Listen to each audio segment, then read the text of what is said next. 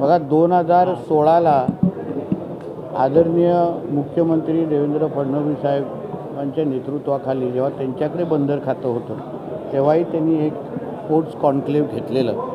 आता ह्या महायुतीचं सरकार आल्यानंतर आमच्या बंदर खात्याच्या माध्यमातून आम्ही महाराष्ट्र मॅरिटाईम समिट आज आयोजित केलेली आहे आणि ह्या महाराष्ट्र मॅरिटाईम समिटच्या माध्यमातून आमचं बंदर खातं येणाऱ्या वर्षभरामध्ये 5 वर्षामध्ये काय करू पाहत आहे, या क्षेत्रामध्ये महाराष्ट्र एक अग्रेसर राज्य म्हणून कसं पुढे येऊ पाहत आहे, मोठ्या प्रमाणामध्ये गुंतवणूक मग वाढवणच्या निमित्ताने असो किंवा अन्य जे आमची बंदरं आहेत त्याच्यामध्ये होणारी गुंतवणूक, त्याच्या माध्यमातून होणारा रोजगार आणि आंतरराष्ट्रीय पातळीवर महाराष्ट्राचं बंदर ह्या क्षेत्रामध्ये वाढलेलं महत्त्व, या सगळ्या बाबतीमध्ये देशाच्या आणि आंतरराष्ट्रीय पातळीच्या विविध मान्यवरांना एकत्र करून त्यांच्या काही सूचना घ्यावा, मार्गदर्शन घ्यावं, आम्ही काय करतो हेही त्यांना सांगावं, या दृष्टिकोनातून आज हे महाराष्ट्र मॅरिटाईम समिट आम्ही आयोजित केलेलं आहे. आत्ताच राज्याचे मुख्यमंत्री आदरणीय देवेंद्र फडणवीस साहेब इथे येऊन त्यांनीही मार्गदर्शन केलं. त्यांनीही महाराष्ट्राची दिशा नेमकी काय असेल, वाढवण बंदर असो किंवा त्याचबरोबर मुंबई मेट्रोच्या धर्तीवर मुंबई वॉटर मेट्रो हे आम्ही कुठल्या पद्धतीने सुरू करणार आहे, त्याचे काही मार्ग असणार आहे, त्याचबरोबर समुद्राच्या माध्यमातून आम्ही प्रवासी वाहतूक कशी सुरू करणार आहे, या सगळ्याच बाबतीमध्ये त्यांनीही आपले विचार मांडले. आणि आज पूर्ण दिवस या महाराष्ट्र मॅरिटाईम समिटच्या माध्यमातून विविध विचारमंथन होईल, विचारांचं घेवाणदेवाण होईल आणि त्याचबरोबर महाराष्ट्र हा देशातल्या बंदर ह्या क्षेत्रामध्ये, मॅरिटाईम या क्षेत्रामध्ये अग्रेसर राज्य म्हणून येणाऱ्या काही वर्षामध्ये पुढे येईल, हा विश्वास या निमित्ताने विविध क्षेत्राच्या माध्यमातून व्यक्त होईल.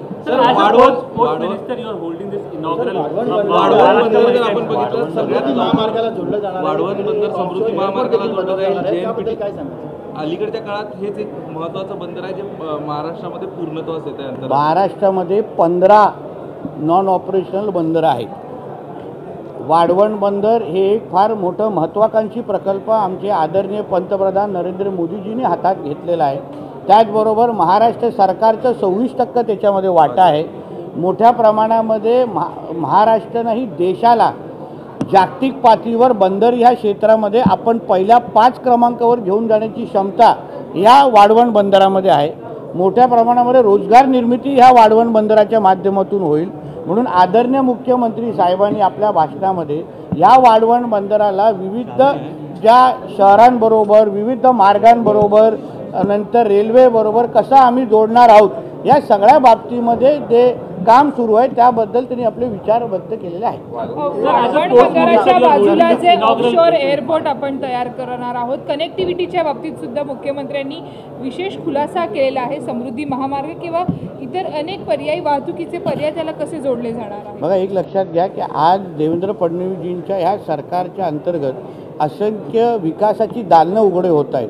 जसं समृद्ध महामार्ग असेल, शक्तीपीठ हायवे असेल, तसंच समुद्राच्या पण माध्यमातून महाराष्ट्राचा विकास आपण कसा करू शकतो. आपल्याला 877 किलोमीटरचा लागलेला हा जी किनारपट्टी आहे त्याला आपण महाराष्ट्राच्या विकासासाठी, महाराष्ट्राच्या रोजगार निर्मितीसाठी कसे वापरू शकतो, त्या दृष्टिकोनातून असंख्य दालनं या निमित्ताने जी आम्ही उघडी केलेली आहेत त्याची माहिती आमच्या फडणवीस साहेबांनी आपल्याला दिलेली आहे.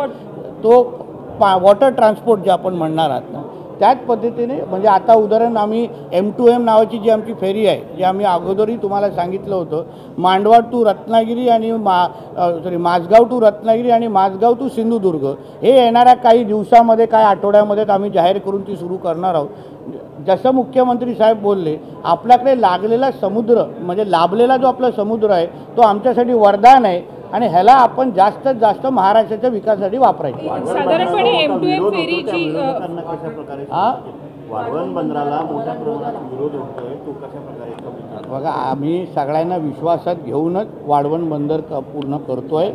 कुठलाही कोणालाही त्याचा नुकसान होता कामा नये. उलट ज्यांनी आम्हाला ह्याच्यामध्ये योगदान दिलेलं आहे, मदत करतायत, त्यांना आर्थिक समृद्ध कसं आम्ही बनवू शकतो या दृष्टिकोनातून आम्ही पावलं M2M उचलतो. फेरीचा तुम्ही उल्लेख केला. साधारणपणे ही सुविधा कधीपासून सुरू होईल? कारण गणेशोत्सव तोंडावर येत आहे. त्या काळामध्ये मोठ्या संख्येने लोक रत्नागिरी आणि कोकणामध्ये जात असतात.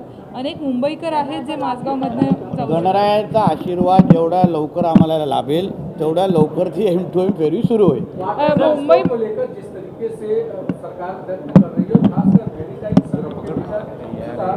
तमाम सारी चीजें हुई, वाटर कनेक्टिविटी को लेकर के इसका क्या महत्व है और कब से शुरू होगा? देखिए, ऐसा है कि वाटर ट्रांसपोर्ट ये हमारे मुख्यमंत्री जी की एक बहुत महत्वपूर्ण उनकी कोशिश है. जैसे उनको मुंबई का वाटर मेट्रो मैन ऐसी उपलब्धि उनको मिली है, वैसे ही मुंबई के वाटर मेट्रो मैन भी ये उपलब्धि उनको जल्दी ही मिलने वाली है. क्योंकि अलग अलग MMR रीजन को अलग अलग तरीके से जोड़ने का काम ये मुंबई वाटर मेट्रो के माध्यम से हम लोग करने की हमारा प्रयास है. हमारा DPR स्टेज पे सारी स्टडी हो गई है. मेरा ऐसा अंदाज है कि दिसंबर 2026 तक हम लोग ये प्रोजेक्ट पहले 2 या 3 रूट चालू भी कर देंगे. जिस तरीके से मुंबई करो का इधर एक जगह से दूसरी जगह तक जाने का जो ट्रैवल टाइम है वो काफ़ी कम हो जाएगा और मुंबई को विकास में बड़े पैमाने उस पर हाथभार देगा. Sir, as a ports and fisheries minister, you have undertaken lot of game changer development projects. Now, how significant is this Maharashtra Maritime Summit? This Maharashtra Maritime Summit is a platform where we bring all the important players together, where they exchange ideas, talk about what the best that they have done in the industry, what the best that they are doing in their respective countries. When the ideas are exchanged, we understand better how do we develop our own maritime sector, which is at its peak right now because Honorable Prime Minister Narendra Modi ji is pushing it, as well as our Honorable Chief Minister also is giving us a bigger platform. Keeping that in mind, we want all the important players to come together, guide us, inspire us, and we also want to tell them that Maharashtra is the destination for them right now. If they want to invest in shipbuilding, if they want to invest in ship repair, come to Maharashtra. We are waiting for you. We will give you a red carpet treatment. We will give you a single window, all permissions, and we will ensure your entire project comes up in no time.